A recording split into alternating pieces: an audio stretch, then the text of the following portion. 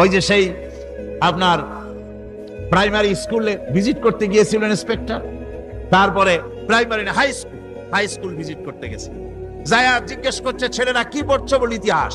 ঠিক আছে, ইতিহাস থেকেই প্রশ্ন করব, বলতো চীনের প্রাচীর কে ভেঙেছে? ছেলেরা জবাব দিচ্ছে না। তুমি বলো, তুমি বলো। কেউ বলছে না।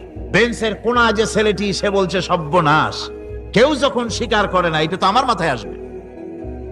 সব শেষ ইন্সপেক্টর তাকে বলছে তুমি বলো তো কে ভেঙেছে চীনের প্রাচীর?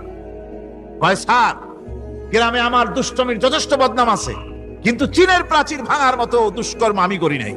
ইন্সপেক্টর খুব রেগে গেলেন, মাস্টারের দিকে তাকালেন, এই বুঝি আপনার ইতিহাস পড়ানো? মাস্টার ইন্সপেক্টরের বিরক্তি ভরা মুখ দেখে বলছেন, স্যার রাগ করবেন না, এসব ছাত্র তো আমার, ওদের অবস্থা তো আমি জানি। আপনি আসছেন ঢাকা থেকে, আপনি জানবেন কি? আমি হলপ করে বলতে পারি আমার ক্লাসের কোন ছাত্র চীনের প্রাচীর ভাঙে নাই। ইন্সপেক্টর রাগ হইয়া চলে গেছে হেডমাস্টারের রুমে, যায় বলছে যে আমি আপনার স্কুলের গ্রান্টকে আমি নাকচ করে দেব, মঞ্জুরি আমি ক্যান্সেল করে দেব। কেন?